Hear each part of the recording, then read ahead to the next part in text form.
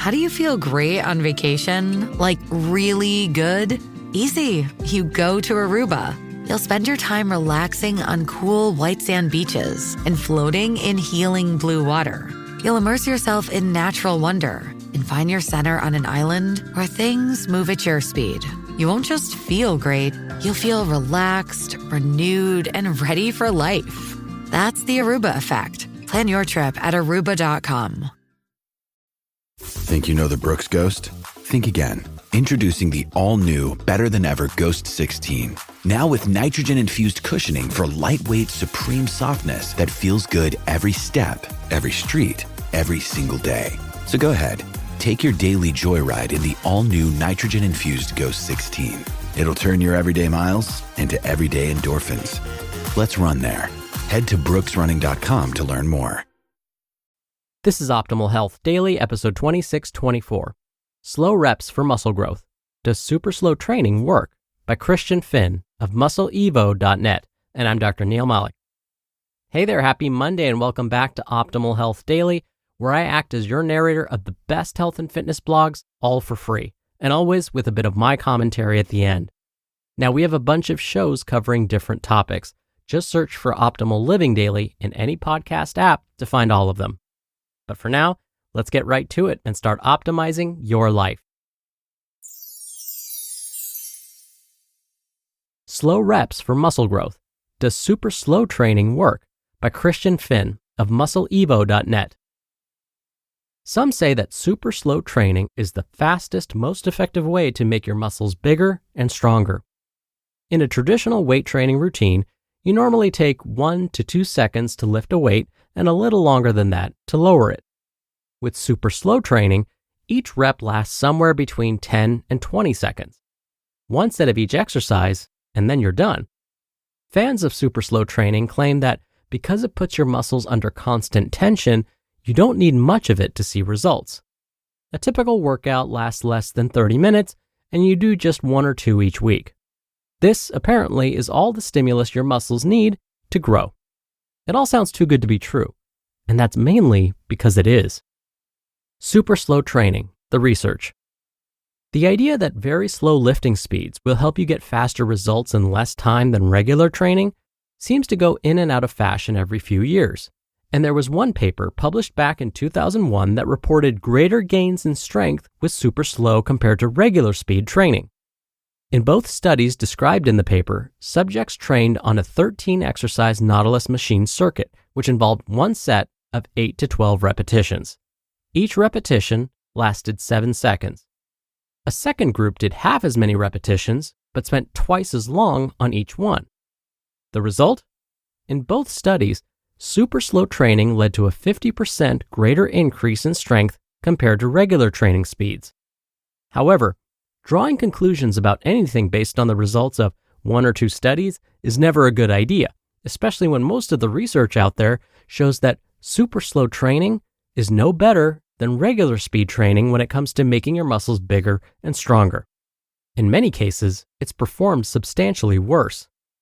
When researchers from George Washington University Medical Center compared slow speed with traditional speed training, they found significantly greater strength gains with the latter.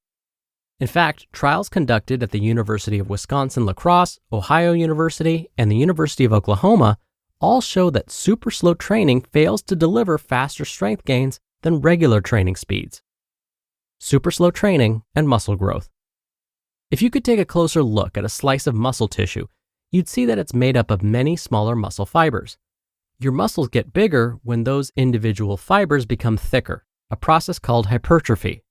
In order for that to happen, your muscle fibers need to be both activated and stimulated for a sufficient period of time when you train.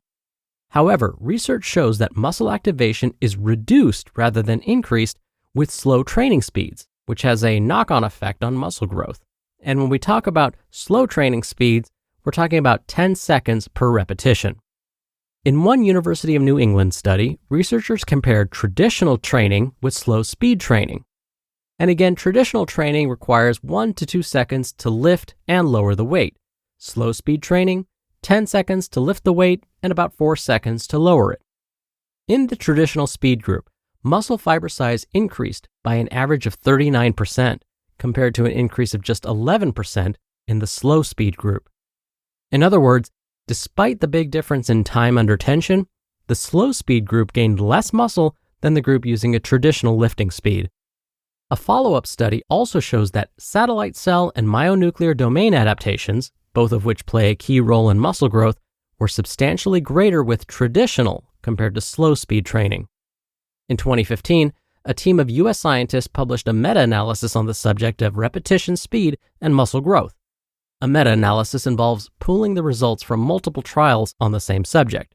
Instead of lots of small experiments, you end up with one big experiment conducted on lots of people. As a result, you're left with a conclusion that's more reliable than anything that could have been drawn from each of the smaller studies. The researchers found no evidence to support the idea that slower repetitions will improve your results, concluding that, quote, training at very slow speeds is suboptimal for maximizing gains in muscle hypertrophy, end quote. Articles published in the Journal of Strength and Conditioning Research also show that super slow training has a smaller metabolic cost than traditional lifting speeds. Subjects completed 2 workouts designed to train all the major muscle groups, one using a traditional training speed and the second using the super slow method. The super slow workout involved one set of 8 repetitions of each exercise, with each repetition lasting 15 seconds, 10 seconds to lift the weight and 5 seconds to lower it. In the traditional workout, subjects took about 2 seconds to complete each repetition.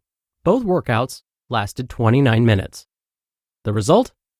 During and immediately after the super slow workout, subjects burned an average of 116 calories. That's 56 calories less than they burned during the traditional workout.